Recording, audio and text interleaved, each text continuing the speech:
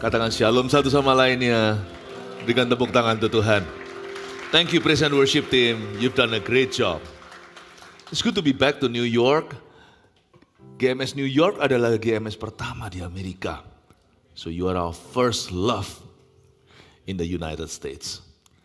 Dan saya bersyukur Pastor Togar dan Bugem Nike telah mengembalakan Anda dengan sangat baik. Bertumbuh terus ya. Bertumbuh dan berkembang dari New York City kemana-mana. God bless you. Berikan tepuk tangan untuk Tuhan.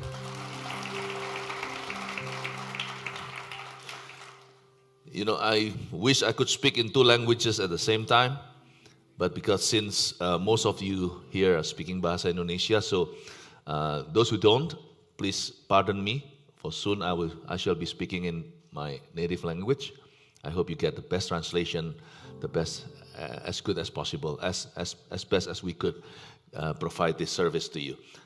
And yang translate, if our translator, please try to translate the meaning of every word and choose the best words and translate clearly, because this message will mean life and death to some people. Ya, oke, saya bicara bahasa Indonesia lagi. Jadi saya mau bicara kepada Anda tentang sesuatu yang sangat-sangat penting, yaitu your standing before God, atau di mana Anda berdiri di hadapan Tuhan. Anggaplah ini bukan sebuah khotbah, apalagi ceramah. Tapi kita ngobrol yuk, bicara tentang our eternal fate, atau nasib kekal kita. Bisa nggak kita manusia itu tahu? Bisa. Karena Allah itu adil dan setia. Waktu Dia ciptakan kita, lalu semua manusia jatuh dalam dosa, Tuhan itu tidak meninggalkan kita clueless. Tidak meninggalkan kita dalam remang-remang. Dia bukanlah Allah yang setelah menciptakan kita lalu cuci tangan. Dia turun tangan. Turun dari sorganya yang mulia, lahir di palungan. And we know it best as Christmas. Lalu setelah Dia mati di kayu salibnya, setelah bayi itu jadi dewasa umur 33, setelah pelayanan 3,5 tahun in public ministry, Dia menyerahkan nyawanya. Dia datang ke dunia tujuannya memang untuk jadi tumbal, ransom. Benar-benar mati untuk menggantikan tempat Anda. Lagu tadi itu Amazing Grace. Bagaimana kita tahu the grace is amazing? It's because there is a real punishment awaiting. Karena sungguh-sungguh ada hukuman kekal yang menanti setiap orang. Jangan jadi orang baik, apalagi orang jahat. Sebab setiap manusia jatuh dari kemuliaan Allah, kita semua pasti akan masuk neraka. Oleh sebab itu Yesus mati. Karena ada hukuman yang begitu ngeri, makanya Dia matinya begitu rupa. Kalau nggak ada hukuman yang kekal, nggak ada hukuman Allah, Tuhan Yesus ngapain konyol mati di kayu salibnya? Paham ya Bapak Ibu Saudara ya? Dan Tuhan itu datang to show us the way, untuk menunjukkan jalan kepada kita. I am the way, the truth, and the life, Jesus says. Yesus berkata, akulah jalan, kebenaran, dan hidup. Tak seorang pun dapat datang kepada Bapa kecuali melalui aku. Jadi ternyata keselamatan jiwa setiap orang berdosa tergantung atau bergantung pada respon hatinya kepada Kristus. Kepada Kristus, kepada siapa Dia dan pengorbanannya. Benar, jadi salvation, keselamatan kita itu tergantung gimana kita meresponi Tuhan, siapa Dia sesungguhnya, dan pengorbanannya di kayu salib. You must take sides, you must take a side. Harus ngambil posisi, harus ada positioning. Kalau enggak, kita sekali salah fatal. Mati enggak bisa kembali loh. Berapa sering sih kita dengar orang mati, meninggal lalu dia hidup lagi. Boleh dikatakan ada 1-2 yang terjadi.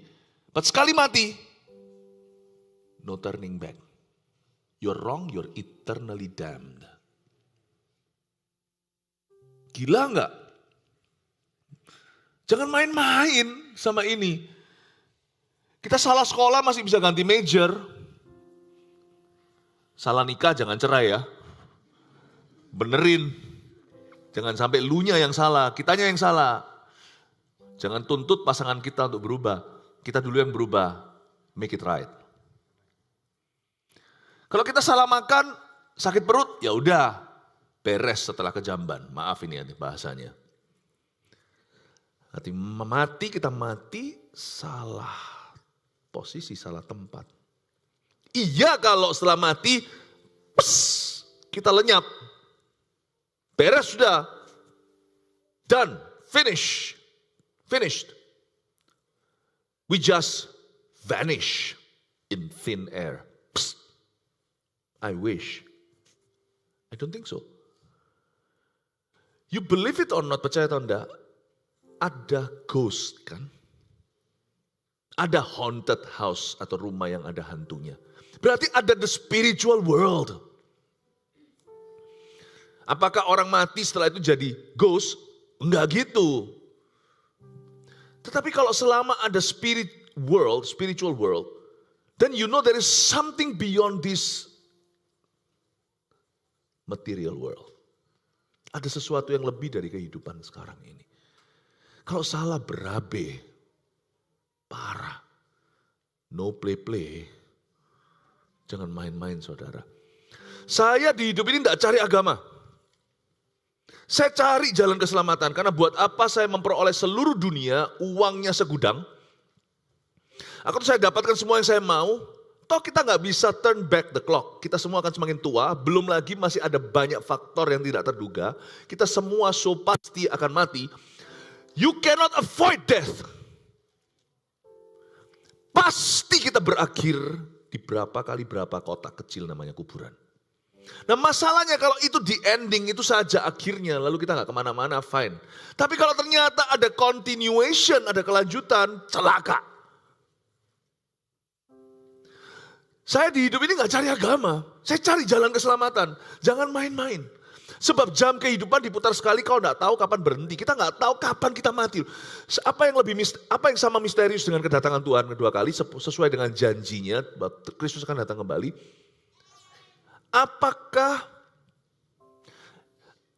Apalagi yang semisterius itu adalah kematian kita, hari kematian kita. Kita gak tahu. Saya nggak takut-takuti panjang umurnya. Setiap kali kita happy birthday, kita selalu kalau ulang tahun selalu nyanyikan panjang umurnya. Tapi saya pernah bicara dengan seorang teman masih umur 50 sekian, waktu itu sekitar 10 tahun atau belasan tahun yang lalu, sehat walafiat, seorang atlet. Ngobrol sama saya, waktu itu di sebuah kafe di Surabaya.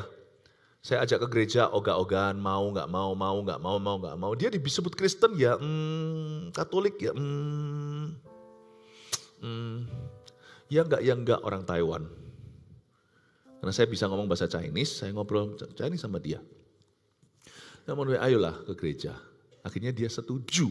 Pada akhirnya yes mau main tenis segalanya sehat. Kolesterol nggak ada, cuman ada di laboratorium. Besok pagi gak bangun, istrinya nangis-nangis. Mungkin dokter yang lebih tahu, mungkin dia kena serangan jantung di tidurnya. Perginya cepet sih. Dia gak menderita enggak, saya gak tahu. Pokoknya dia sudah dibangunin sama istrinya, gak bisa. Udah biru. Padahal dia janji ke gereja hari Minggu. Mati hari Sabtu.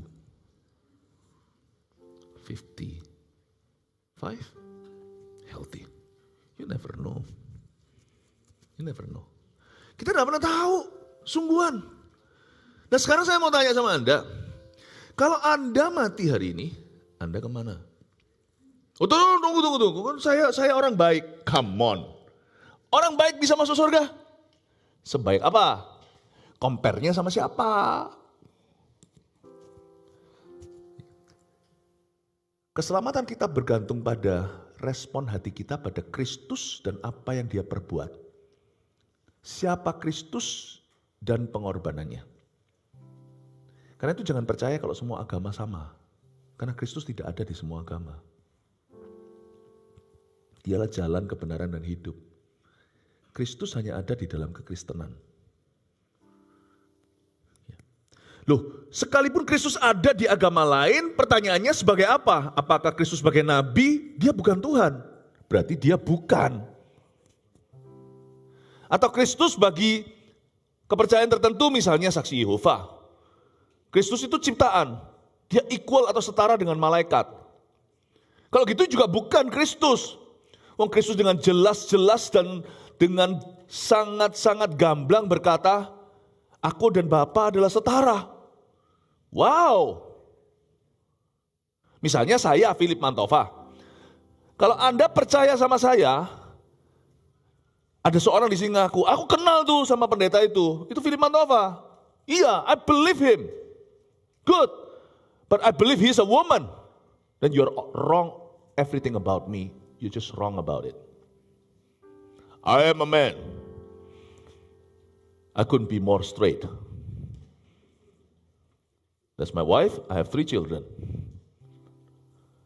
You see, kalau ada seorang di sini percaya saya, tapi menolak identitas saya, tidak percaya saya siapa, berarti Anda menolak saya. Jadi Kristus tidak ada di semua agama, nggak ada.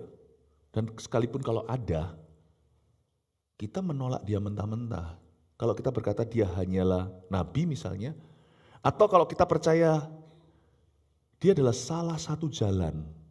Kristus is one of them. Saya pernah lihat seorang yang menyembah segala sesuatu patung ciptaan manusia. Dan ada patung Kristus juga ada di sana. Dia salah satu daripada semua berhala-berhala. Berarti Anda menolak Kristus. Sekalipun menyembah. Seolah-olah menyembah dia. Paham ya? Karena Yesus dengan jelas berkata, I am the only way. Kalau kita mengaku percaya, tapi kita menolak perkataannya, kan sama dengan berkata, Jesus, you are a liar.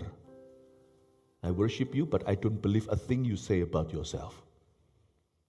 Aku percaya sih sama Tuhan, sama Tuhan. Aku percaya sama lu, gitulah ya. Tapi kamu bukan seperti yang kamu katakan. Nah, itunya aku tolak. I think you are wrong about yourself. Aku rasa Kristus, hey Kristus, kau salah tentang dirimu sendiri. Kamu berkata kamu jalan satu-satunya. Kalau menurut saya, menurut gua, kau salah satu jalan. Lo gini loh, katanya percaya kok bantah. You either accept Christ or you say that he is a liar. You cannot find yourself in between. Antara Anda percaya Kristus atau Anda berkata dengan mentah-mentah to his face, langsung ke wajahnya semprot dan berkata, you're the greatest liar. Kau pendusta. You're the greatest lunatic. Kau adalah orang yang tidak waras. You cannot worship Christ and reject his word. You cannot say you believe in him and then you reject him outrightly. You can't do that. Be serious about faith. Either you accept him, menerima dia, atau you reject him. There's no in betweens. Kristus tidak ada di semua agama. Kalau gitu yang Kristen gimana? Pasti selamat. Gini, brothers and sisters, ada Kristen KTP. Kemarin di Philadelphia terjadi lawatan Allah. Siapa yang datang kemarin? Puji Tuhan. Ternyata juga ada loh orang-orang Kristen, bahkan pelayanan yang masih manifestasi kuasa gelap, terjadi kelepasan. Why? Karena hidup kita masih filthy. Masih kotor. Mungkin mulut kita mengaku kita adalah anak Tuhan. Kita berkata aku orang Kristen. Tetapi kita masih hidup di dalam dosa. Secara sengaja. Saya nggak berkata bahwa kita bisa hidup sinless tanpa dosa. Kita semua tidak lepas dari kesalahan. Tetapi masing-masing kita punya tanggung jawab di hadapan Tuhan. Kita bisa loh Kristen tetapi KTP-an. Nggak sungguhan. Bahkan pendeta pun bisa gadungan. Tapi kita jangan nilai orang. Baik orang Kristen lain ataupun hamba-hamba Tuhan. Nilai dirimu sendiri. Ternyata status kita sebagai Kristen kalau itu agama doang tidak merupakan sebuah jaminan. keselamatan. Bukan. Ya, karena itu seorang yang lahir baru nggak mungkin dia berkata, aku masuk agama lain. Yang penting Allah, nggak bisa. Tapi just because you go to church doesn't guarantee anything if you're not changed. If you never decided, kalau kita tidak pernah mengambil keputusan, I have decided to follow Jesus, no turning back. Kuncinya enggak yang tadi? I have decided to follow Jesus, no turning back, no turning back. I have decided to follow Jesus, no turning back, no turning back.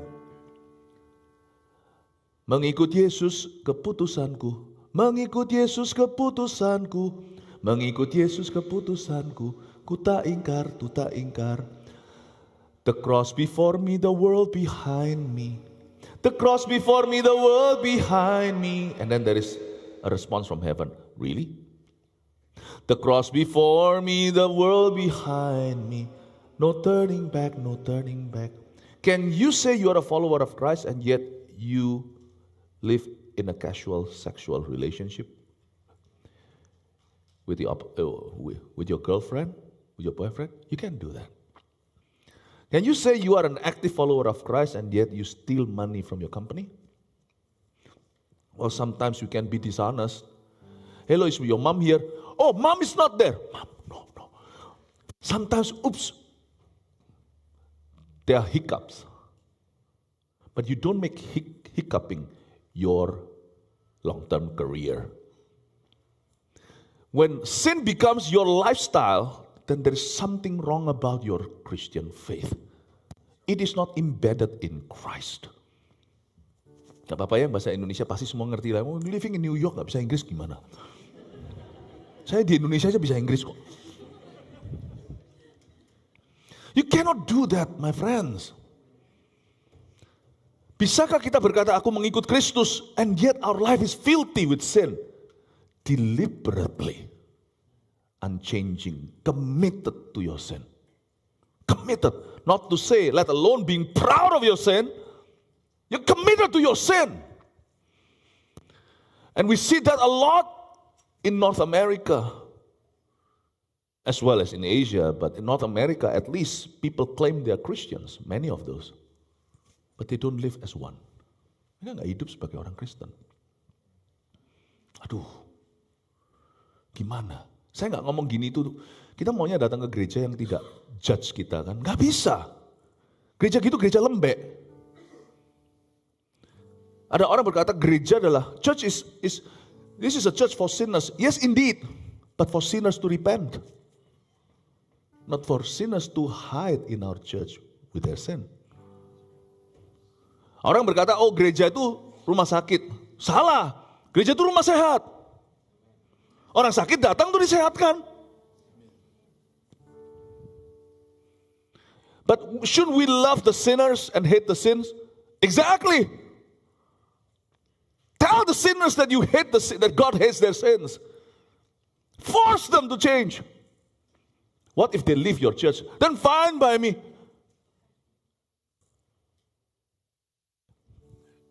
If they don't, and we harbor sinners committed to their sins, soon enough, we will not be called God's church, but the devil's church, with Christianity as its packaging. No. We shall be his church. Saya bersyukur GMS ada di Amerika. Being one of those churches, hopefully, that will straighten Christianity in America. I don't think kita akan operate in the judgmental spirit. It's always in the love, in the spirit of love. But Christ's love is holy. Amin, Bapak Ibu. Gereja itu bukan rumah sakit, tapi rumah sehat. Ya, praise the Lord. Ada yang datang ke rumah sakit untuk supaya sakit? Atau kita datang ke rumah sakit supaya kita sehat? Bukankah orang berdosa membutuhkan tabib, kata Tuhan. Aku bukan datang untuk memanggil orang baik, apalagi orang benar. Yesus berkata, aku datang untuk memanggil orang berdosa. Tapi pahami, kalimat Yesus belum selesai. Kepada pertobatan. We need to repent of our sin. We need to stop claiming ourselves Christians, and yet we live the opposite way. Ini yang menjadi permasalahan banyak orang yang menjadi batu sandungan. Dan ternyata di Alkitab dikatakan neraka adalah tempat orang-orang bukan hanya yang tidak kenal Tuhan, tapi yang pura-pura. You will be very surprised. We will be very surprised to know and find out someday that some people who claim themselves Christians don't make it ke atas sana. Karena Yesus berkata bukan mereka yang berseru Tuhan, Tuhan yang akan masuk dalam kerajaan sorga. Tapi mereka yang melakukan kehendak Bapa, yaitu untuk mengenal aku. Jangan ada orang yang berkata Tuhan, Tuhan, tapi engkau makan dan minum di kota kami, engkau mengajar di kota kami, enyahlah engkau pembuat kejahatan, aku tidak mengenalmu. Bahkan orang-orang yang mengklaim dirinya hamba Tuhan pun, jika mereka adalah hamba uang atau hamba seksual, hamba seks, hamba skandal, predator, mungkin bisa pakai jubahnya, jubah clergy atau jubah pelayanan. Tuhan akan berkata, kau pembuat kejahatan, tapi aku bernubuat demi namamu. Kalau tepat itu kebetulan, kata Tuhan. Aku menyembuhkan orang demi namaku, yang menyembuhkan itu namaku, bukan kamu. Orang itu beriman, mereka nggak tahu kamu seperti apa, tapi kamu sendiri akan kuadili. Yang sembuh, orang itu sembuh. Kamu doa apakah dalam in the name of Benny, or in the name of Peter, what's your name? In the name of Philip, kan enggak. Kalau kita doakan in the name of Jesus, it's my name that heals the sickness. Aku mengusir setan demi namaku, setan enggak takut sama namamu. Setan itu takut sama namaku, kata Tuhan Yesus. Tapi kamu sendiri pembuat kejahatan, enyahlah, masuklah dalam api neraka. You be very surprised, many Christians end up in hell. Nah pertanyaannya, are there such Christians here in this house today? This is going to be scary. You know what? When judgment comes someday, the first one to be judged will be me in this room. Because I'm declaring this. I'm proclaiming this. Makanya Tuhan berkata, jangan banyak di antaramu mau jadi guru. Karena kamu akan dihakimi lebih berat. Di dalam ruangan ini kalau kita sekarang tiba-tiba mati, misalnya gempa bumi di Thailand kemarin, terus kita ngambruk nih kita sekarang. In Jesus name, jangan. Kalau di Surabaya ada yang suka kayak gini. Irsan, jangan. Knock, jangan. Kalau sampai gitu misalnya, saya duluan dipanggil Tuhan. Philip, saya akan interogasi. But let me tell you, from my heart, saya ngomong apa adanya. Really, I mean whatever I say what I mean. Okay, I have nothing. I don't have to hide anything from you. I'll tell you as it is, I tell you as it is. Ya, saya paling suka kalau orang India yang ngomong I tell you as it is. I love it, you know. That's like emphasis. That's emphasis. Okay, I tell you as it is. Saya tidak I'm safe. Oh, I'm so safe. But let not my mouth claim it. Let someday di akhirat we'll see that it's proven. I'm so safe. Not because I have not committed any wrong atau mistake. Bukan. Tapi my heart follows God dengan a clean conscience. Dan pertanyaannya sekarang, are you? Are you? Kalau sekarang sana mati, sorry ya, apalagi yang lebih tua, saya nggak kurang ajar. Where do you end up? Please don't ask the people next to you. Ask yourself this question. Where will you end up? Cepat aja buka sama saya apa kata Alkitab tentang neraka. Wahyu 20 ayat 11 sampai 15. Hukuman yang terakhir. Lalu aku melihat suatu tahta putih yang besar dan dia yang duduk di atasnya. Dari hadapannya lenyaplah bumi dan langit dan tidak ditemukan lagi tempatnya. Dan aku melihat orang-orang mati besar dan kecil berdiri di depan tahta itu. Lalu dibuka semua kitab dan dibuka juga semua kitab lain, yaitu kitab kehidupan. Dan orang-orang mati dihakimi menurut perbuatan mereka berdasarkan apa yang tertulis di dalam kitab-kitab itu. Maka laut menyerahkan orang-orang mati yang ada di dalamnya, dan maut dan kerajaan maut menyerahkan orang-orang mati yang ada di dalamnya, dan mereka dihakimi masing-masing menurut perbuatannya. Lalu maut dan kerajaan maut itu dilemparkanlah ke dalam lautan api. Itulah kematian yang kedua, lautan api. Kita baca bersama ayat 15, 1, 2, 3. Dan setiap orang yang tidak ditemukan namanya tertulis di dalam kitab kehidupan itu, ia dilemparkan ke dalam lautan api itu. Mari kita lihat sekarang ayat 11 saya jelaskan. Lalu aku di sini Yohanes, bukan Yohanes Pembaptis, Rasul Yohanes. Dia melihat semua penglihatan kitab Wahyu ini di Pulau Patmos di Yunani. Dan salah satu yang dia lihat dalam penglihatannya adalah sebuah tahta putih. Lalu aku melihat suatu tahta putih yang besar, dan dia dengan D huruf besar ini Yesus Kristus duduk di atasnya. Dari hadapannya, perhatikan, lenyaplah bumi dan langit. Ini berarti sudah kiamat. Ini berarti sudah akhir zaman. Ini berarti sudah kedatangan Tuhan. Dan tidak ditemukan lagi tempatnya. Jadi Yohanes melihat suatu tahta putih, katakan tahta putih. Cepat aja saya jelaskan. Tahta putih adalah sebuah tahta pengadilan, orang hidup dan mati semua akan dibangkitkan untuk diadili Tuhan di akhir zaman. Dan ini kejadiannya, tahta putih itu harus baru didirikan.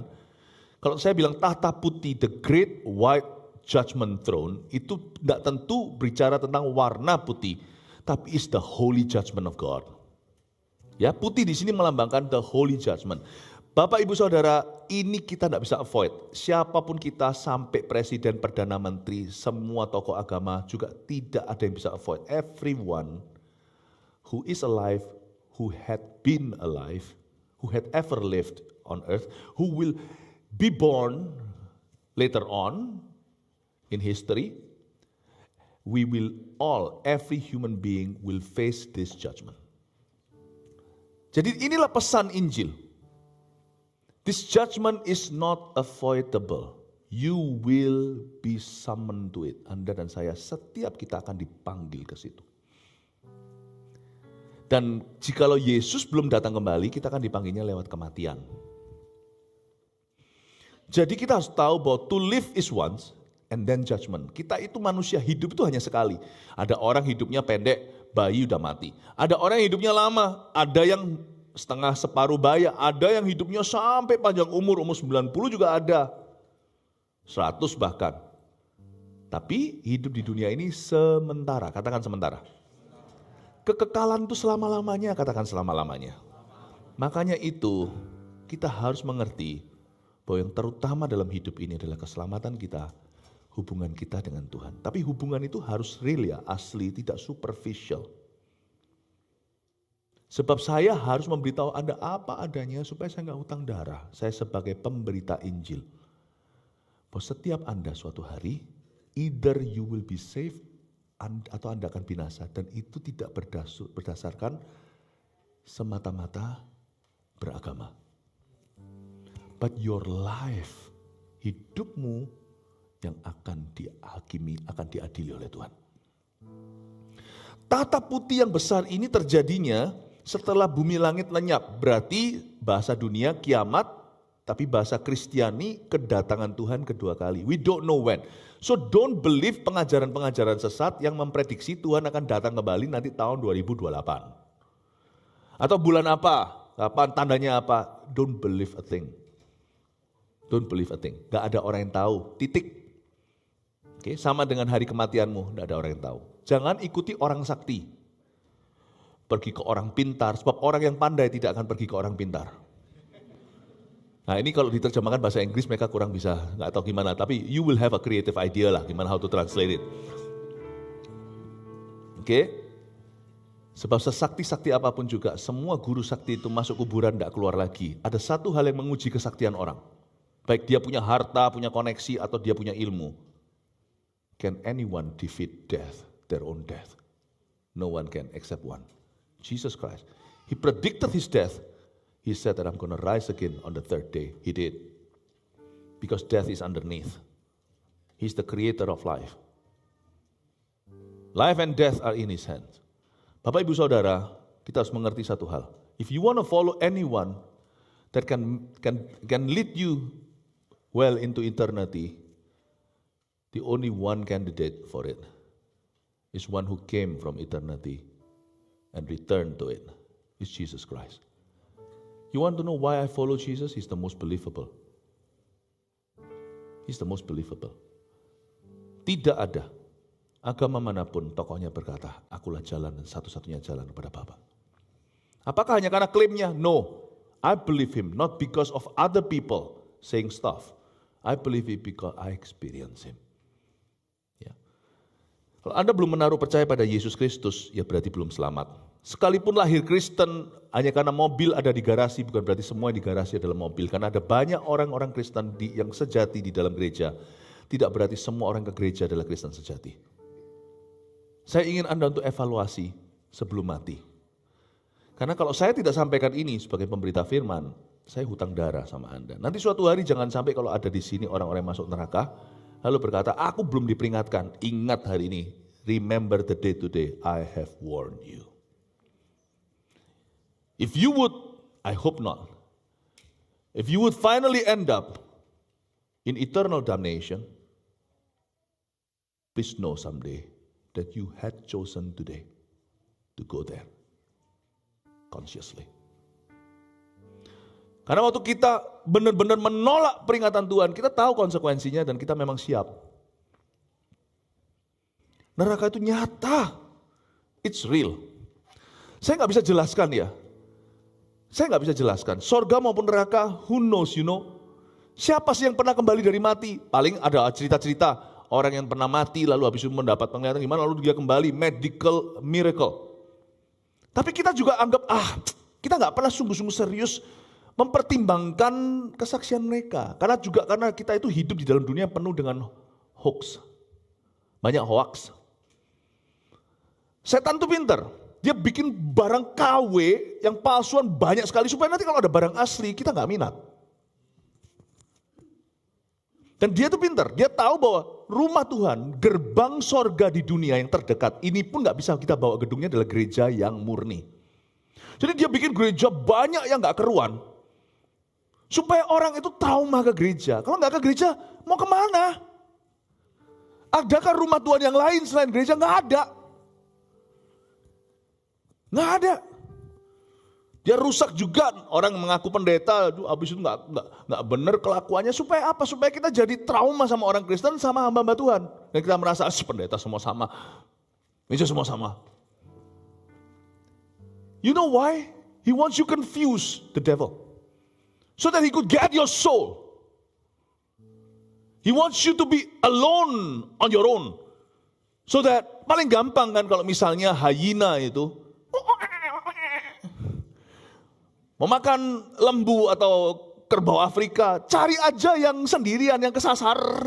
Apalagi yang terluka, yang sudah luka batin, yang sudah marah, yang kepahitan, itu paling gampang. Sikat, makan, lanjut.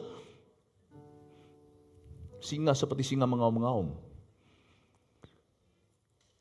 You know, you have to understand one thing then. God is real and God hasn't changed.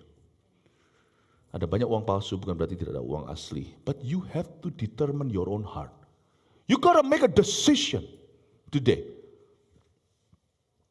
Ya. Dan lenyaplah bumi dan langit tahta putih. Kita lanjut ayat 12. Dan aku melihat orang-orang mati, besar dan kecil berdiri di depan tahta itu. Lalu dibuka semua kitab dan dibuka juga sebuah kitab lain yaitu kitab kehidupan. Dan orang-orang mati dihakimi menurut perbuatan mereka berdasarkan apa yang ada tertulis di dalam kitab-kitab itu. Ada kitab-kitab, lalu ada satu kitab. Kitab-kitab itu menulis semua perbuatan kita. Bukan berarti sungguhan Tuhan punya database itu buku. Atau Tuhan punya komputer, bukan. Tapi ini menunjukkan kemahatauan Tuhan dan ketidakpernahlupaannya beliau. Kitab-kitab itu adalah suatu simbol pada waktu Yohanes melihat semacam buku. I think di dalam akhirat, di dalam alam yang baka, apapun yang dilihat oleh Yohanes susah dijelaskan dan digambarkan, maka dia harus mencoba pakai sesuatu yang pendengar-pendengarnya atau pembaca tulisannya akan mengerti. Makanya dia sebut buku. Lebih tepatnya seperti gini loh, sesuatu yang seperti buku, something like a book. Because whatever you see in heaven, I believe, I've never seen it, but whatever you see in heaven and even in hell, things that you cannot, things that are indescribable in this life. Jadi pahami bahasanya Wahyu. Dia berkata buku, tetapi buku ini menjelaskan bahwa Tuhan mencatat segala sesuatu yang Anda lakukan di hidup ini. Bukan berarti God is ready to judge you. I think He's loving you. Just because He's just. Kita tidak bisa menemukan keadilan di dunia ini. Bahkan di sistem peradilan pun ada banyak korupsi. Di mana-mana, di seluruh dunia, di seluruh negara. Keadilan sesungguhnya akan datang dari Tuhan. Orang jahat hidup enak lalu mati meninggal dunia dengan nyaman. No. The great white judgment throne awaits. You cannot get away. No one could. Not even preachers can. Not even your mom can. And you will stand alone. You and I, we will stand on our own. No one would help us. Husband and wife pun sampai kematian memisahkan. Berarti even di akhirat, your wife or your husband cannot speak on your behalf. You stand alone before your Creator. And thank God I have the Redeemer. Aku punya Sang Penebus. Semoga apa yang saya jelaskan membuat Anda tercelik. Bahwa Tuhan itu maha tahu. Tapi Tuhan itu bukan kepingin judge you. Dia sudah mati menunjukkan bahwa intentionnya itu mulia. Maksud hatinya itu selalu ingin menyelamatkan. I have not come to judge you, kata Yesus. I come to save you. But my word will judge you. Aku tidak datang untuk menghakimimu, tapi untuk menyelamatkanmu. I'm afraid I have been sent to New York to speak at our own church. Dan juga beyond people that come sekarang untuk mendengarkan ini. Meskipun saya tidak perlu crowd yang besar. Tidak perlu. Satu domba tersesat aja gua cari. Tak tinggalin yang 99. I'm afraid saya di hari ini digerakkan Tuhan untuk berkhotbah ini. Pasti ini bukan menghakimi. Lihat saya, pasti ada seseorang di sini kalau mati dia pasti masuk neraka. Pasti ada di ruangan ini. Kalau nggak gitu ngapain sia-sia Tuhan kirim seorang hamba Tuhan. I'm not a VIP, bukan orang penting, tapi saya nggak nganggur loh. Dikirim untuk sharekan tentang ini. Meskipun ini bukan ide saya. Waktu kita mau mengadakan KKR ini, dahulu kala namanya sangat primitif, a trip to hell. Nanti saya jelaskan kenapa katanya trip to hell. Itu jadi banyak mokri atau banyak dicemoohkan orang. Karena saya mengalami pengalaman 25 tahun lalu, roh saya melihat secara supernaturally sesuatu. Ya. Dan sebenarnya ide untuk mengadakan KKR ini bukan saya, datang dari gembala lokalmu. Salahkan dia. Togar Manurung. Dia bilang, Ko Philip, adakan KKR TTH, itulah. Aduh, orang ini. Ini ada KKR yang gua paling benci. Karena saya disuruh ngomong sesuatu yang nggak enak. Populer gitu. Ngomong tentang neraka. Lebih enak, 3 langkah untuk kaya. Diberkati, sembuh. Saya lebih suka. Bukan yang kaya itu, saya nggak pernah khotbah gitu. Tapi yang baik-baik gitu loh, yang positif-positif. Suruh khotbah soal neraka, kamu. Why ya? What got into you? Terus terang saya tadi itu 2 jam sebelum. Kalau mungkin beberapa orang nggak tahu notice nggak, yang dekat sama saya mungkin saya 2 jam terakhir sebelum saya kesini itu agak sedikit diam. Saya biasanya orangnya agak sedikit iseng, banyak dead joke-nya. Trust me, my jokes aren't that funny. So imagine my kids had to bear this growing up. The things I made them bear adalah I've been feeding dad jokes to my kids. Saya ini orang yang silly, aslinya. 2 jam terakhir ini I was rather quiet. And the stress has come back. Dulu saya pernah khotbah tentang ini, karena bagi saya ini bukan cuma apa kata Alkitab, saya mengalami suatu pengalaman secara individual, personally. Tahun 2025 itu secara supernaturally, God took my spirit to see part of that damnation. Di Taiwan itu saya pernah muntah di tengah-tengah khotbah. I don't like it, tapi saya berkata Tuhan, sebelum saya datang sini, if you really send me there, jika engkau indahkan ya Tuhan kemauan daripada Pastor Oge, dan make sure Tuhan yang datang, aku tidak minta jumlah banyak. Aku minta seseorang yang memang firmanin untuk dia. Dan kesaksian, kalau memang aku kuat sampaikan beberapa kesaksian itu, memang untuk orang itu. Kristen atau bukan urusanku, Tuhan yang tentukan. Dia Kristen KTP-an atau dia memang non-Kristen. Tuhan akan bicara privately. Dan Tuhan, please let me go setelah itu bahwa darahku sudah tidak tertumpah. Darah orang itu kalau ada apa-apa tidak tertumpah atas kepala aku. I have already done my best to speak God's difficult message to that person. So I suspect dan dalam ruangan ini ada orang yang benar-benar, sorry bahasa kasar saya, Anda pasti akan masuk neraka. Kecuali Anda hari ini bertobat. Sorry ya, tak beritahu. Pasti ada di ruangan ini seseorang kalau mati detik ini, you will go to hell. Therefore God had sent me seperti seorang prophet to warn you. Turn around! Turn around to the opposite. Repent. Repent itu, tobat itu bukan berarti jadi sempurna atau nggak berdosa lagi. Tobat itu gini loh. Misalnya saya ke sana menuju neraka, sana surga. Tobat, kata repent dalam bahasa Yunani itu artinya turn around the other way. The opposite way. Itu tobat. Tobat itu bukan berarti sempurna. Saya udah jalan dekat ke neraka, karena kalau dosamu matang, dia mengalahirkan maut. Itu bukan mati doang. Mati itu fisik. Maut itu the state of your spirit. Misalnya saya sudah hampir nyemplung nih, lalu berkata tobat, repentance means to turn around and start running the opposite way. To the Lord that saved. That saves you. Saya curiga di sini ada orang yang benar-benar you pasti akan masuk neraka. Makanya Tuhan utus saya untuk ngomong pesan ini. I don't need a crowd of 10,000 or 100,000 people. I'll speak to one person. Isn't my name Philip? Read in the Bible.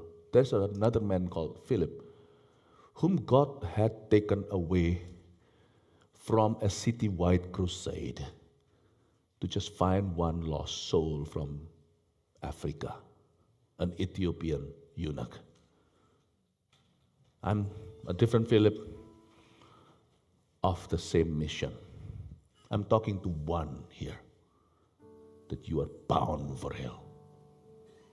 And I don't think any American preachers now is going to tell you. But I'm going to tell you. I'll tell you. The stress has just come back a bit on me. Karena ayat 12, dan aku melihat orang-orang mati besar dan kecil berdiri di depan tahta itu. Ini bukan zombie. Ini orang mati beneran, sudah dead. Tapi dia bisa berdiri, berarti kita nggak bisa mati. Bapak Ibu, manusia itu hidup selamanya, cuman meninggal dunia. We cannot die, we only pass away. But animals die. Dogs, however we love them, they die. Has someone told you lately that dogs go to heaven? They lied. Dogs just die. But men and women, they don't. The moment you close your eyes here, you're going to open it somewhere. Somewhere. Over the rainbow maybe. But somewhere or somewhere, you definitely will end up in one of those places. Tapi semua tergantung dengan kitab-kitab tadi.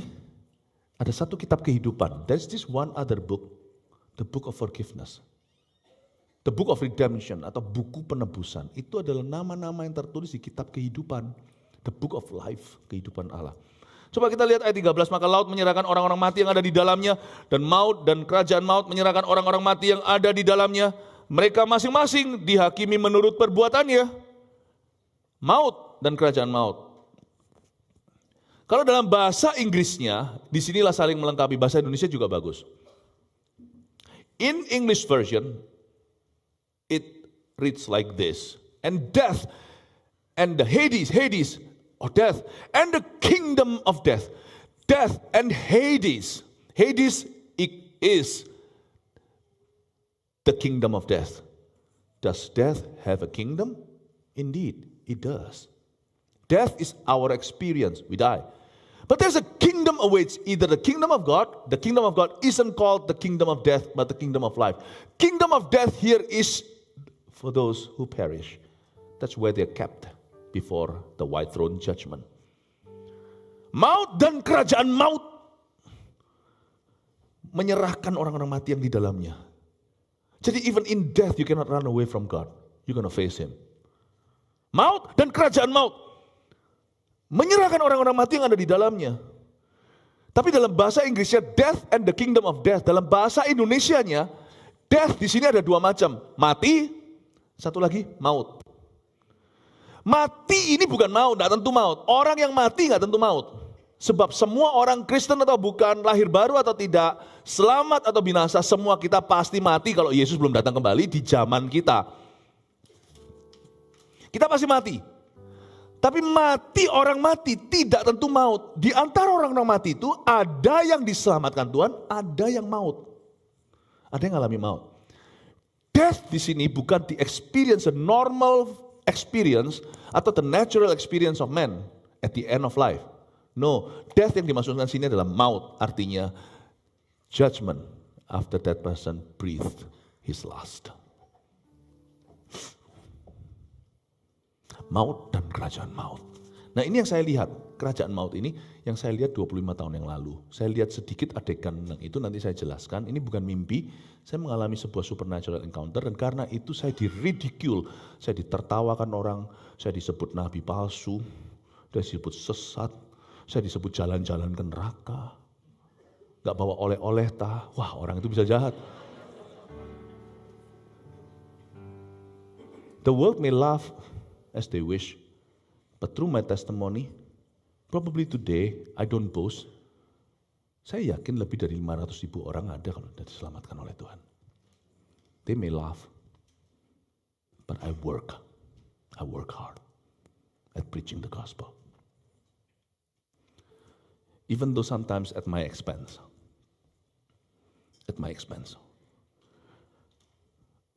Maut dan kerajaan maut menyerahkan orang mati. Kerajaan maut itu apa sih? Tempat gitu. Tempat ketika orang Kristen KTP dan orang-orang yang belum terima Yesus dan dibaptis. Baptisan tidak menyelamatkan by the way, tapi kalau Anda memang terima Yesus, Anda tidak akan anti baptis. Anda mau cepat.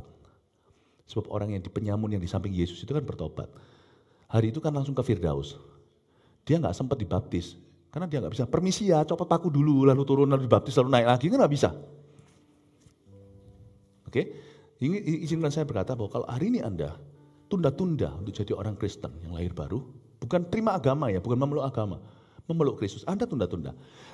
See, I hope you don't die tonight.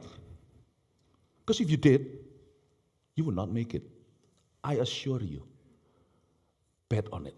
You will not make it. Karena Alkitab berkata, jalan ke surga itu narrow. Kalau Anda sudah pernah ke gereja, lama-lama kebal, datang udah biasa dengar khotbah segalanya. But you never have turned Christian. I'm not saying this, I'm not implying being religiously Christian, tapi being true Christian in your life. Then I'll tell you, your chance is even smaller. Because you've grown sudah biasa ke gereja, dengar firman, pulang. Tidak pernah rasa seperti, there's no emergency, you see. No emergency. Tidak ada darurat. Nggak apa-apa, mati. Bye-bye. Tuhan tidak bisa mengatakan, kilaf Tuhan. Kembali.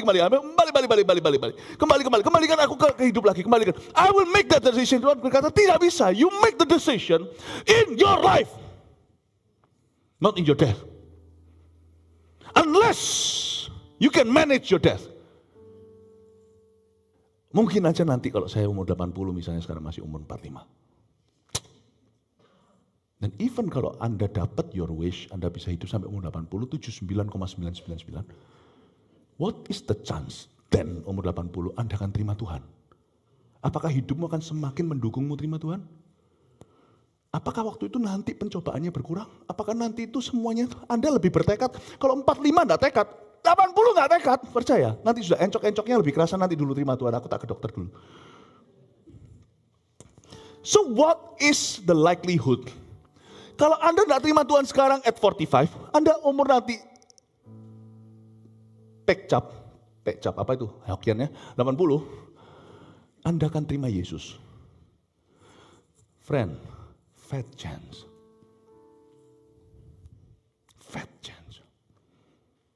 Karena hidup di nanti umur 80 nggak lebih mudah untuk terima Tuhan seperti hari ini. Today is easier.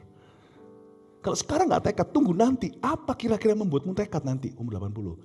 Kalau make it to 80. Kalau tiba-tiba 80 hours later God calls you back. Not 80 years, 80 hours later. What will become of you? Kalau ada di sini orang-orang yang tidak pernah memeluk Kristus, setelah ke gereja berkali-kali, ketemu hamba-hamba Tuhan, ketemu penginjil-penginjil, ketemu, my goodness, you have met some of God's generals. And that doesn't move you. Maybe you think you live forever in life. Maybe you think that you are untouchable. Itu sampai di itu. Dengarkan khotbah anak itu. Dia bilang, ya, maybe you think that. Mungkin Anda mengira Anda berkecualian. Saya itu takut loh. Saya takut suatu hari kalau ketemu Tuhan, Tuhan kata, kenapa kamu tidak peringatkan orang itu?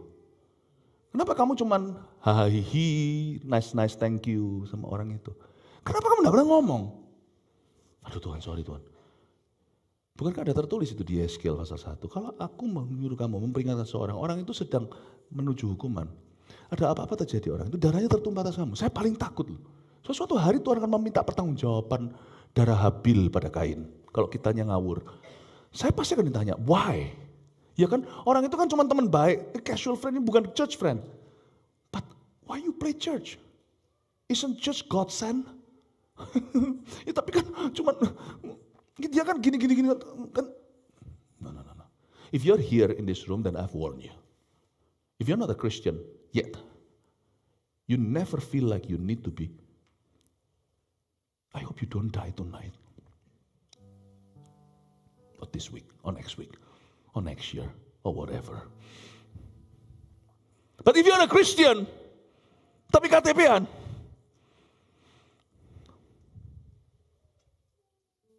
lebih susah sana berubah. Kenapa? Kita udah biasa munafikan. Udah biasa, udah profesional, gue udah pro nih. Hey, gue udah pro bro. Apa kira-kira nanti nuts-nya? Apa kira-kira nanti push-nya? Apa kira-kira nanti yang akan jorokkan Anda? Atau kalau bahasa Surabaya, jongkrakkan.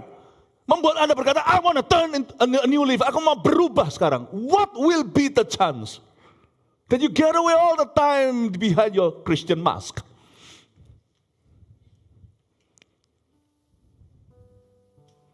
Kira-kira apa? Sekarang ngerti nggak kenapa? Narrow is the key, is the way to heaven. Now you understand, because it's difficult. Difficult enough for Christians who really want to love Jesus. The world makes it so difficult for us. And it's more difficult for those who for pretentious Christian. Karena they will never be pushed. They will never push themselves. I'm fine like this. And it's very difficult for the non-Christians who know that they should embrace the gospel, but wait until life becomes easier. You want to know why it's narrow? Because we will never change until we suddenly breathe no more. Okay, I will change. 5 seconds later, we will tell God, I will change. Give me just one last chance. Send me back. I will change. No more.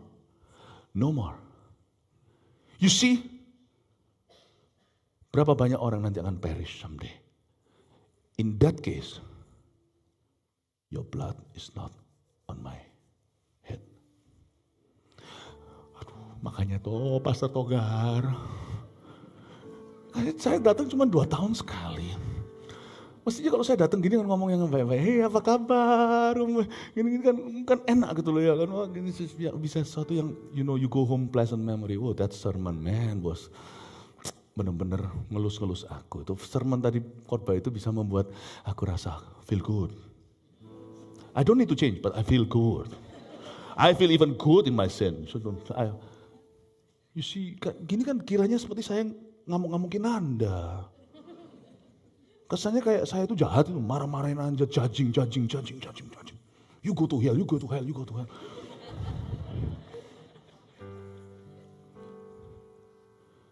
But I don't care. It's gonna be worth it. Thank you, Pastor Togar Manurung, kalau ada satu aja selamat malam ini, I think this is a great success. Let's just say the 99 of you misunderstand me, it's okay. If I can get that one lost sheep, fine by me. I think it's worth it. But I'm not angry at you. I love you. Don't you believe me? I really do. If I don't love you, I'm not here. Jauh-jauh jet lag lagi. Kangen sambal. I really love you. And for me to preach this message is very hard. It's really hard. It's really hard.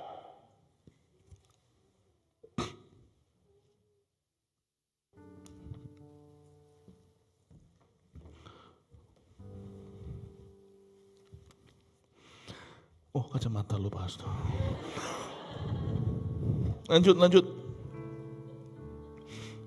Lalu maut dan kerajaan maut itu 14 dilemparkannya ke dalam lautan api. Itulah kematian yang kedua, lautan api. Nah, ini yang lautan api ini nggak ada. Sekarang lautan api itu masih nggak ada jiwa. Setan belum masuk sana. Jadi jangan percaya, oh kok setan itu belum dilempar ke lautan api. Baca, lautan api itu nanti di kitab Wahyu, yang masuk dulu itu antikristus nanti dan nabi palsu. Bahkan yang masuk dulu bukan Lucifer. Nanti setelah itu dalam nubuatan Alkitab, Anda tidak perlu jago Alkitab untuk tahu gini lah. Ini semuanya lebih bukan 101-nya, ini sudah 102-nya. Yang 101 dulu aja keselamatan. Nanti itu setelah itu nanti setan pun naga tua itu akan dilempar ke sana. Memang betul di neraka yang final, setan tidak menyiksa siapa-siapa. So dia juga akan disiksa, malah terlebih lagi. Itu namanya lautan api. Dan setiap orang yang tidak ditemukan namanya ayat 15 tertulis di dalam kitab kehidupan itu, ia dilemparkan ke dalam lautan api itu. Dan setiap orang yang tidak ditemukan namanya tertulis dalam kitab kehidupan itu, perhatikan ini untuk dirimu, namamu tertulis nggak di kitab kehidupan? Kalau Anda tanya saya, bukan karena saya I've been a good boy, dear Santa Claus, bukan. You know. Saya malah merasa terus terang, saya ini orangnya lebih berdosa dari Anda. Bukan berarti sekarang saya masih hidup dalam dosa. Itu pendeta itu ada dosa apa? Enggak. Saya enggak ada dosa yang saya sadari. Saya enggak hidup dalam skandal. Ya, saya enggak hidup di dalam skandal baik itu keuangan seksual, enggak. Nah, tapi bukan it doesn't make me better than you are. Tapi kalau mau lihat dari kehidupan saya, hidup saya dulu dosa saya merasa lebih berdosa dari Anda. Makanya saya sekarang itu sampaikan firman ini sebenarnya dengan belas kasihan. Tapi saya tidak takut untuk menyampaikan apa adanya. Dan setiap orang yang tertulis namanya dalam kitab kehidupan, kalau Anda tanya sama saya bukan berarti karena I've been a good boy, bukan. Tapi I know my name is written already in that book of life. If you ask me today, this is my answer. I'm saying this not because I'm preaching. I'm saying this because this is what I'm saying in my heart. Kalau saya mati sekarang, saya siap ketemu Tuhan. Saya itu enggak near death enggak banyak. Pada waktu khotbah near death pernah. Saya berkhotbah di tempat yang bahaya. Khotbah di bawah senapan juga sudah sniper di sini, lasernya juga pernah. Tapi saya enggak takut. Saya merasa justru saya merasa bangga bisa mengalami dihina karena nama Yesus. Khotbah dengan orang angkat-angkat senjata tembak begini di daerah yang free hukumnya pernah. Saya nggak takut. Tapi saya pernah juga bukan near death experience. Setelah saya operasi kanker saya diambil, itu waktu saya habis dibius total, saya melek. You have no idea. Waktu saya masuk ke dalam ruangan itu saya nggak takut. Waktu saya keluar juga saya rasa seperti peaceful. You see there is peace in Christ. Kalau Anda sudah safe, ada satu peace dengan Tuhan, damai dengan Tuhan. Itu tidak bisa dibeli dengan apapun. Beautiful. You are really not afraid of death. You only probably are afraid of the process of death. But not the death itself. Mungkin yang kita bisa khawatirkan adalah what if I die? Orang yang saya tinggalkan segalanya karena itu adalah karena beban, karena hatinya itu rasa responsibility tertentu. Tapi death itself is never something you fear. Sungguhan loh. Saya nggak ngalami cuma ngalami perkara kecil. Saya sebut perkara kecil, sungguhan I mean it. The cancer was taken from me it was God's grace, tapi itu perkara tidak. Yang membuat saya benar-benar belajar sesuatu bahwa damai yang Tuhan beri itu nyata adalah I wasn't afraid pada waktu dokter berkata, you got cancer. Saya tidak takut, sungguh saya rasa damai seperti nomor saya itu dipanggil sama Tuhan. Dia berkata, hal pertama yang saya pikirkan itu selfish sekali. Yang saya pikirkan pertama-tama itu sangat-sangat egois. Tapi hanya split second aja, cuma berapa detik. Saya tiba-tiba berkata, yes, akhirnya aku akan ketemu dengan dia yang selama ini kukasih, tidak pernah aku lihat wajahnya. Tiba-tiba saya egois, aku ini seorang papa, aku ini seorang suami, aku ini seorang gembala. Oh no. Tapi saya tidak stres karena death-nya, saya stres memikirkan afterwards buat orang lainnya. Dan waktu saya masuk meja operasi itu, keluar lagi itu pada waktu saya sudah anestesinya itu mulai surut, saya mulai sadar itu. Hal kalimat pertama yang muncul dari mulut saya adalah, I love you Jesus. I cannot tell you the peace you could have if you have Jesus in your heart and you're baptized and you follow Him wholeheartedly. The peace, my friend. Saya pernah lihat seorang, nggak usah sebutlah profesinya, tapi dia seorang pelayan Tuhan. Matinya itu ketakutan. Karena dia tuduhan, karena dia hidupnya nggak keruan, itu KTP-an. You know when you follow Christ, you're not afraid. You know that life and death are in His hands. Anda punya peace damai. Ke gunung tinggi ku naik mencari damai. Ke lembah curam ku turun mencari damai. Kalau yang terjemahkan aja kalimatnya, jangan ikut nyanyi. Namun akhirnya damai tiada ku dapati juga, kecuali hanya di dalam Yesus Tuhan. Namun akhirnya damai tiada ku dapati juga, kecuali hanya di dalam Yesus Tuhan. I felt very peaceful after that cancer surgery. Just last year. I said, Lord, you know me.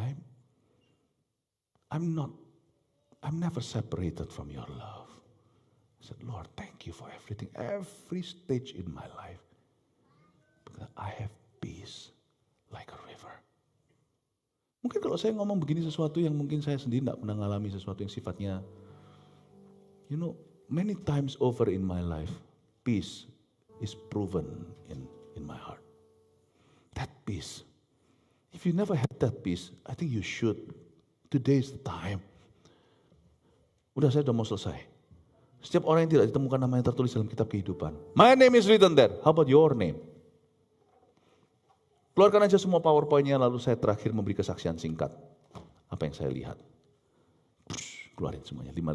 Ini sebagai summary. This is the summary of what my sharing of the scripture. Apa kata Alkitab tentang neraka? What the Bible says about hell. 1, manusia tidak bisa mati tapi meninggal dunia. Man can only die. Can only pass away, not die. We just die physically. Oke? 2, setiap orang kan diadili tanpa kecuali. Besar, kecil, tua, muda, semua kan berdiri. Dihakimi di hadapan tahta putih. 3, neraka itu nyata dalam kerajaan maut sekarang. Jadi tempat di mana kita itu, sekarang kalau Anda tahu, ada seseorang misalnya mati, dia di mana? Ayo sekarang gini aja ya. Meskipun kita nggak tahu jam terakhirnya dia atau detik terakhirnya, kita nggak tahu. Tapi kita hanya tahu lewat history atau documentary. Misalnya Hitler, meninggal tahun 1940 berapa? Ya, sekitar puluhan tahun yang lalu. Di mana dia? Kita nggak tahu. We're not playing God, only God knows, okay? Tapi we only know His standard. Misalnya Hitler, kita semua tahu dari dokumentari bahwa dia bunuh diri, dia bunuh mistressnya dulu. Right? Apalagi matinya kayak Yudas, gantung diri, dia tembak. Okay, let's say, where is Hitler today? According to the Bible, Hitler is in Hades, di dalam kerajaan maut. Kerajaan maut itu siapa yang huni? Semua roh-roh terhilang ini di bawah kuasa siapa? Ya Raja Maut lah. Yesus Raja Maut bukan. Yesus Raja di atas segala raja. Raja besi, Raja kayu, Raja negara mana, Ratu. Semua Yesus Raja di atas semua raja itu. Termasuk Raja kejahatan. Ada loh kartel namanya Raja Narkoba. Yesus raja di atasnya. Yesus kasih mereka kesempatan tobat. Orang harus injili mereka. Tapi kalau mereka tidak bertobat, tangan Tuhan yang memanggil angkana atau nomor mereka. Raja maut siapa? Bukan Yesus. He's the king of life. He's the king of light. He's not the king of darkness. You know who the king of darkness is? Is Satan. Di dalam kerajaan maut itu, saya percaya setan masih berkeliaran. Makanya ada ayatnya, kalau ada gereja yang benar, gereja yang murni dan memberitakan Injil, sempurna nggak ada, gereja itu disempurnakan, maka the gates of Hades shall not prevail against it, atau gerbang neraka itu kerajaan maut, atau gerbang maut tidak bisa menguasainya. Paham ya? Kira-kira setan itu kalau tidak keliaran di dunia, jumlahnya berapa setan? Kita tidak tahu. Hanya Tuhan yang tahu berapa itu sepertiga malaikat. Tapi kalau Anda mau lihat Amerika, Afrika, Asia, semuanya, lihat kejahatan di mana-mana, menurut saya setan itu banyak.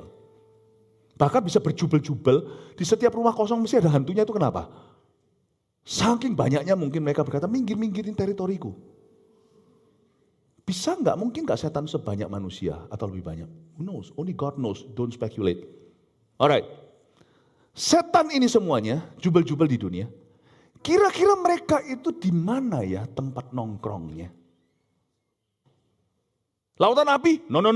Lautan api, setan tidak bisa menyiksa. Di lautan api semua tersiksa. Tesalonika berkata, di hadapan anak Allah, belerang itu menyala selama-lamanya, kertakan gigi, ulatnya tidak mati.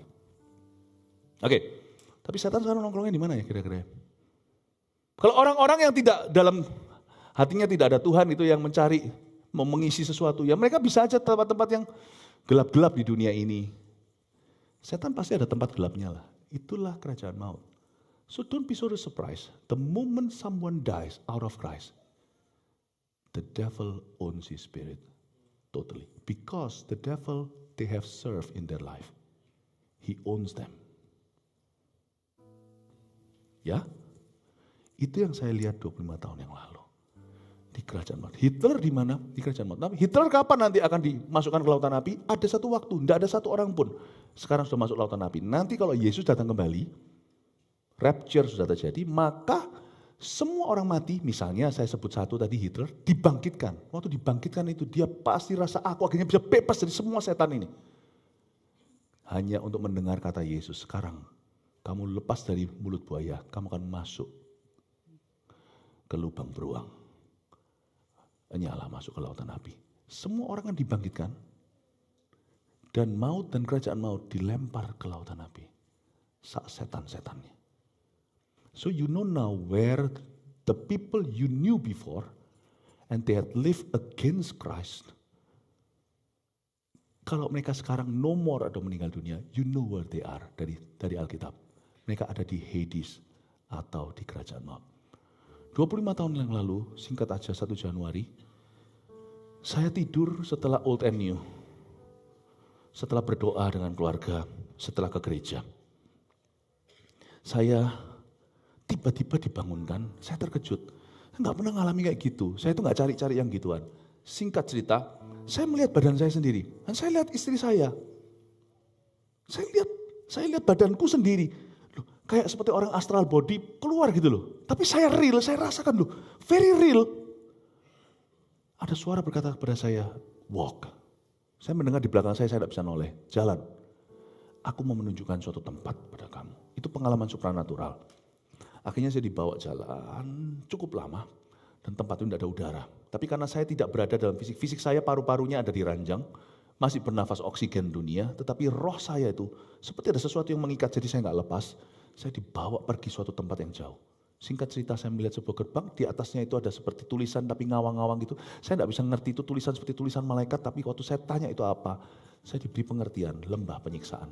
Saya buka pintunya, kegelapan di situ itu bukan gelap yang gelap, seperti ini gelap ya, cuma takut gelap, lalu nyalain lampu, lalu gelapnya hilang. Bukan, gelapan di sana itu kegelapan yang hidup. Jadi sekalipun ada lampunya, gelap itu gerak. Dan waktu dibuka itu baunya itu bau daging busuk. Dan saya dengar suara segala macam bahasa itu menghujat. Mereka tidak bisa sebut Yesus di mulutnya, mereka hanya menghujat. Yang mereka hujat adalah Tuhan, mereka tidak bisa sebut Yesus. Karena nama Yesus sudah cerai dari mulut mereka. Kalau mereka sebut Yesus, mereka selamat. Nggak bisa.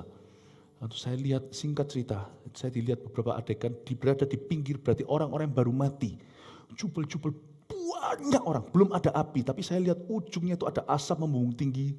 Seperti ada orang di belakang saya memberitahu sama saya, di ujung itu lautan api, tapi itu jauh sekali.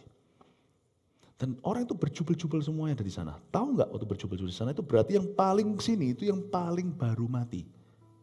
Yang paling sono itu adalah orang yang sudah lama mati. Tapi saya melihat di daerah dekat kurang lebih seperti saya dengan pilar itu. Saya melihat seorang wanita yang disiksa. Dan Roh Kudus beritahu kepada saya bahwa wanita itu dosa utamanya di hidup ini adalah dusta. Yang dimaksud dosa di sini adalah sexual sin. Orang ini hidup free sex. Ini adalah penangkapan saya. Saya rasa in my spirit, orang itu free sex atau dia selingkuh, something like that. Dan saya melihat dia disiksa dengan begitu banyak roh jahat yang menyorongkan sesuatu ke wajahnya. Saya lihat remang-remang. Lampu yang saya dapat adalah cahaya yang dari belakang saya. Jadi semua spirit di situ, saya tidak bisa lihat klipet-klipet itu. Saya tidak bisa lihat itu seperti itu spirit itu tidak seperti manusia jalannya itu teratur itu. Dan mereka itu ada yang besar, ada yang kecil itu sekelilingnya itu najis semuanya. Dan saya melihat klipet-klipet begitu. Semua spirit itu bukan yang seperti di horror movie tertawa-tertawa. No, they are real, intelligent beings, orang benar-benar pintar.